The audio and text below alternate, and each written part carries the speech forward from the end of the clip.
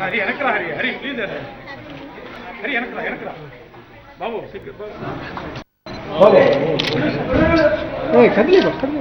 Class ఇవ్వండి. ఏమ్మా madam, అమ్మాయికి మీరే ఇవ్వండి. అమ్మాయికి ఒక అమ్మాయికి మీరు పెట్టండి మేడం. మేడం ఒక అమ్మాయి పెట్టండి మేడం.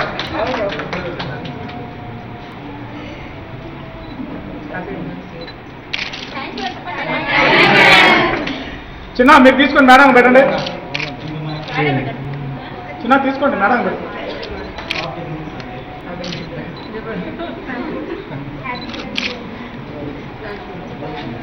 కదిలి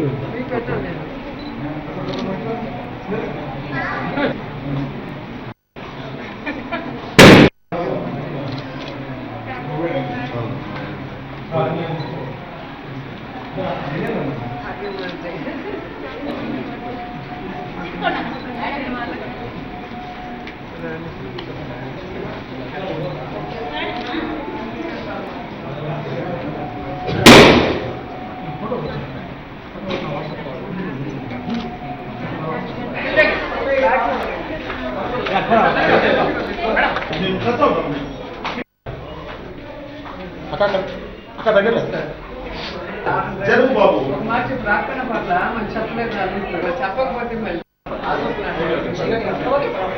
బాబు జెంట్స్ కొంచెం వేస్తుంది.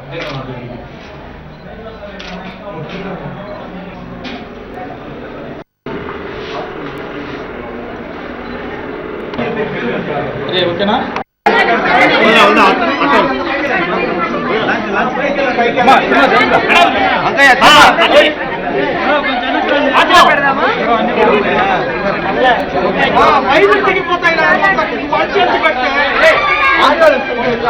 ఏంద్రా కరాట?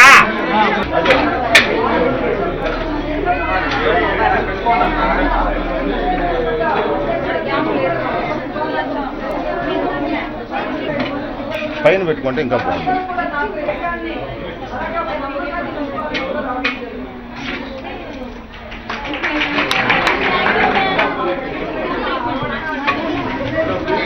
రాజు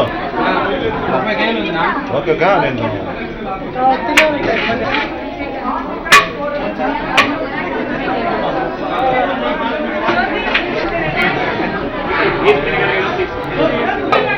మేడం ఏమన్నా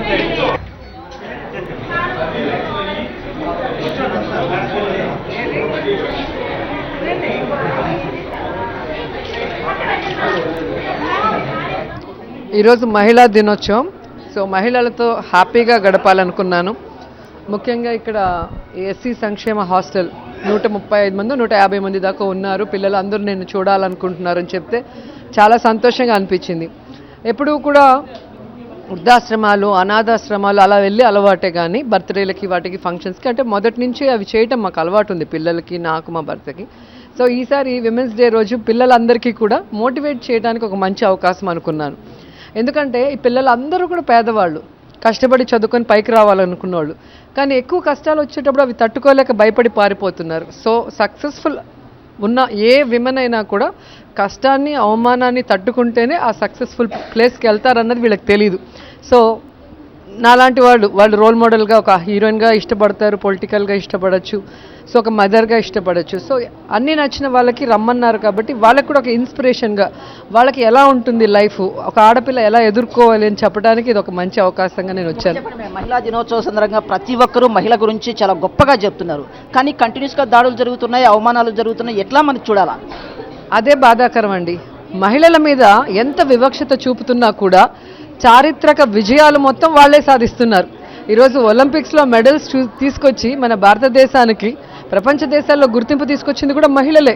అలాగే బ్యాంకులకు కానీ, పెద్ద పెద్ద కంపెనీలకి సీఈఓలుగా ఎంత ఉన్నత శిఖరాల్లో వాళ్ళు కూర్చొని ఉన్నారో మనం చూసాం. అలాగే 104 ఉపగ్రహాలని నింగికి పంపించిన చారిత్రక ఇస్రో టీంలో కూడా 3 మహిళలు ఉన్నారు అంటే నిజంగా చాలా హ్యాపీగా ఫీల్ అయ్యాను నేను. సో మహిళలు ఏదైనా చేయగలరు, మల్టీ టాలెంటెడ్. సో వారిని సక్రమంగా ఉపయోగించుకోవటం అనేది తెలిసిన వాళ్ళు ఖచ్చితంగా వాళ్ళని విజయాలు సాధించే విధంగా చూస్తారు. కానీ రాను రాను మరి ఈ పొలిటికల్ ప్రభావమా లేకపోతే లా అండ్ ఆర్డర్ ఫెయిల్యూరా తెలియదు, కానీ విమెన్ మీద క్రైమ్ ఎక్కువ అవుతుంది. అది మన దేశం మీరు చూస్తే బాల్య వివాహాల్లో నెంబర్ 1 ఉంది, మన రాష్ట్రం బాల్య వివాహాల్లో నెంబర్ 1 ఉంది ఆంధ్రప్రదేశ్. అలాగే లిక్కర్ ఏదైతే మహిళల జీవితాన్ని నాశనం చేస్తుందో అది నెంబర్ 1లో ఉంది విక్రయాల్లో.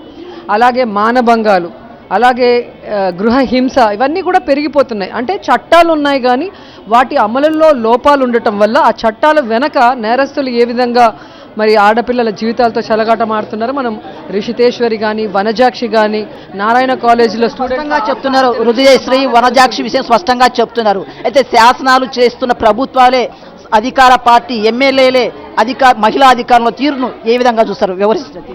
అదే అంటున్నాను, లా అండ్ ఆర్డర్ కానీ కోర్టులు కానీ సక్సెస్ఫుల్గా మహిళలకి న్యాయం చేయాలి వాళ్ళు తయారు చేసిన చట్టాలతో. అంటే ఈ పొలిటికల్ ఇన్ఫ్లుయెన్స్ అనేది పోలీస్ మీద ఉండకూడదు. ఎందుకంటే పోలీస్ కంప్లైంట్ ఏదైతే రాసి కోర్టుకు పంపిస్తాడో దాని ప్రకారమే కోర్టులో మనకు న్యాయం జరుగుతుంది. కానీ పోలీస్ వ్యవస్థ ఏ విధంగా ఉందో మీరు కళ్ళారా చూశారు. ఒక అఫీషియల్ని తిడితేనే నాన్ బెయిలబుల్ వారెంట్ ఇస్తారు. అలాంటిది వనజాక్షిని ఇసుకలో వేసి కొట్టిన వీడియోస్ చూసి కూడా ఆవిడ నాకు ప్రాణభిక్ష పెట్టండి అని, నా ప్రాణానికి హాని ఉందని కంప్లైంట్ ఇస్తే కూడా పట్టించుకున్న వాళ్ళే. ఆంధ్రప్రదేశ్లో మహిళా సాధికారిత వచ్చిందని మీరు భావిస్తున్నారా? వెనక్కి వెళ్ళిపోయిందండి. ఈరోజు మెడికో సంధ్యారాణి కానీ అలాగే వనజాక్షి కానీ మీరు అలాగే చూస్తే అమాయకమైన వాళ్ళు కాల్మని సెక్స్ రాకెట్లో విరుక్కుపోయిన వాళ్ళు కానీ ఇలా తీసుకుంటూ పోతే మొత్తం మహిళలకి అన్యాయమే జరిగింది ఈ 2-3 సంవత్సరాలుగా. కాబట్టి ఖచ్చితంగా ప్రభుత్వాలు కళ్ళు తెరిచి ఇంట్లో ఉన్న భార్యను లేదా కూతుర్ని గౌరవించడం కాదు, అలాగే బయట ఉన్న మహిళలు కూడా మన సొంత మహిళలుగా మన ఇంట్లో ఆడపిల్లలుగా గౌరవించి వివక్షత లేకుండా చూడగలిగిన రోజే మహిళలకు రక్షణ కలుగుతుంది. అర్ధరాత్రి మహిళ బయట తిరిగి వస్తేనే స్వాతంత్రం వచ్చినట్టని గాంధీ గారు చెప్పారు. కానీ ఈరోజు పగలు తిరగలేకపోతున్నారంటే దానికి అధికారంలో ఉన్న ప్రభుత్వాలు సిగ్గుపడాలి, అవి ఏ రాష్ట్రంలో అయినా కూడా. కాబట్టి ప్రభుత్వాలు మేల్కోవాలి. ఊరికే మహిళా సదస్సులు అని చెప్పి ఇంటర్నేషనల్ మహిళా సదస్సులను పెట్టి ఎవరైతే గట్టిగా వాయిస్ వినిపిస్తారో అలాంటి ప్రజా సంఘాల నాయకుల్ని కానీ విమనిస్టులు కానీ ఫెమినిస్టులు కానీ ఎమ్మెల్యేలు, మహిళా ఎమ్మెల్యేలు ప్రతిపక్షం వాళ్ళైనా ప్రతిపక్ష ఎంపీలైనా కూడా వారికి నచ్చనివి అంటే జరుగుతున్న నిజాలు చెప్తారన్న భయంతో వారిని డిటైన్ చేయటం, వారిని అక్రమంగా కార్లలో తరలించడం అనేది చేసినంత కాలం మహిళా సాధికారత సాధించలేము.